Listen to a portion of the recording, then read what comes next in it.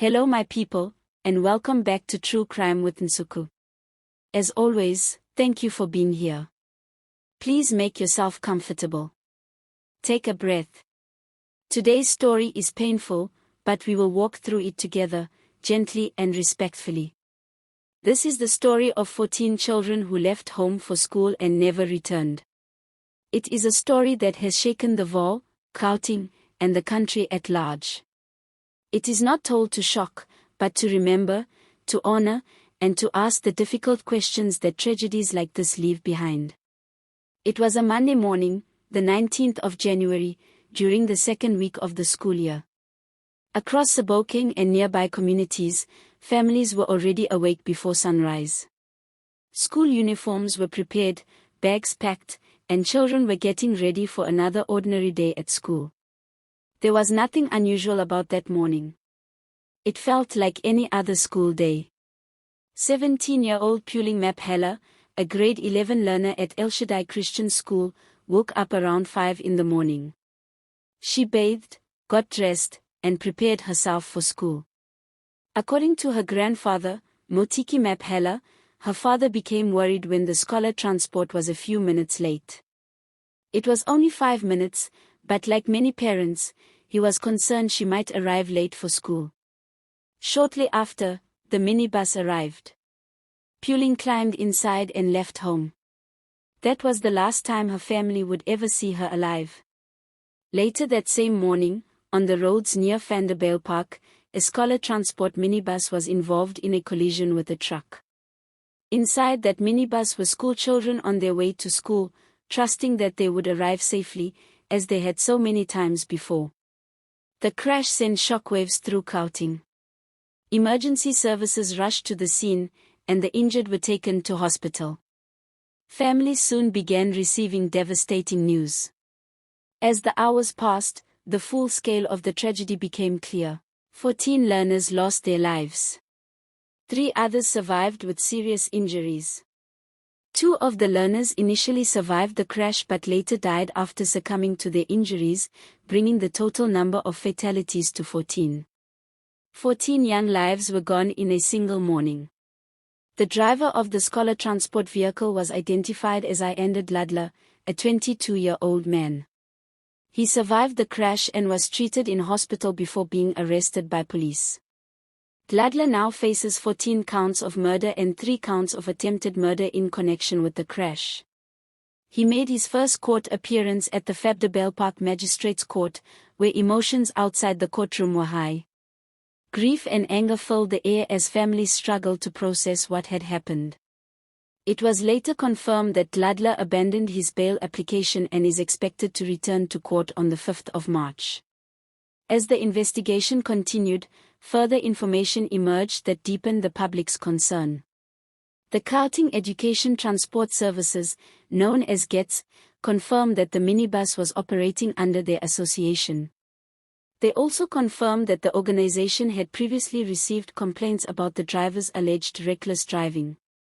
This revelation reignited serious concerns about the safety of scholar transport in the province. Many parents rely on these services every day, trusting that their children are in safe hands. For grieving families, the knowledge that prior complaints existed raised painful and unanswered questions about whether this tragedy could have been prevented.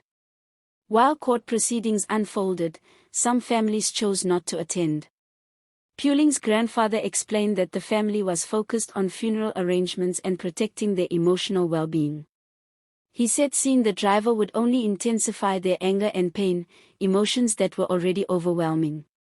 Puling was remembered as a humble and devoted child. She loved church and was easy to associate with.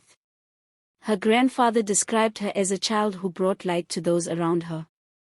Now, her absence has left a silence that words cannot fill. Puling was not alone. Each of the 14 learners had a family waiting for them at home, a future that was still unfolding, dreams that would never be realized. Their desks at school now sit empty, reminders of lives taken far too soon. In honor of the children, a memorial service was scheduled to take place at 11 in the morning at the Vaal Sports Ground Hall in Sebokeng. Community members gathered in grief and solidarity, coming together to remember the children and support one another. Gauteng Premier Panyoza Lesufi and members of the Provincial Executive Council were expected to attend, acknowledging the magnitude of the loss. A mass funeral for the learners was expected to follow on Sunday, the 25th of January, at the same venue. 14 coffins. 14 final goodbyes. A moment that will remain etched in the memory of the community forever. Police investigations are still ongoing as authorities continue to gather witness statements and piece together the events that led to the crash. The tragedy has once again placed the spotlight on learner transport safety, road conditions, and the need for stricter oversight and enforcement to protect children on South Africa's roads. In our folktales, tragedies are never told without purpose. They are shared so that the living may learn, so that pain may lead to change, and so that lives lost are never forgotten. This story asks us to look closely at the systems we trust with our children's safety and to demand accountability where it is needed. As we end today's story, we remember the 14 children not as numbers, but as sons and daughters, grandchildren, classmates, and friends. May their families find strength in the days ahead, and may their memories live on far beyond this tragedy. Thank you for sitting with me through this story. I know stories like this are not easy to listen to, especially when they involve children and families whose lives have been forever changed. If you felt heavy while listening, that is a human response. It means you allowed yourself to feel, and that matters. As we close, let us remember that behind every headline is a home that went quiet, a parent who still listens for footsteps that will never return, and a community learning how to breathe again after unimaginable loss.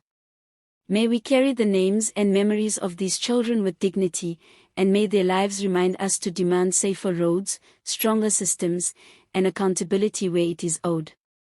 If this story touched you, I ask that you hold space for the families in your thoughts and prayers. And if you are a parent, a driver, or someone responsible for the safety of others, may this story stay with you the next time you step onto the road. If you value stories told with care, respect, and truth, please remember to like this video so it can reach more people, and subscribe to True Crime with Nsuku for more stories that are told gently, thoughtfully, and with humanity at the center. Your support helps keep these conversations alive. It helps ensure that lives lost are not forgotten, and that their stories continue to be heard. Until next time, take care of yourselves and each other. This has been True Crime with Nsuku.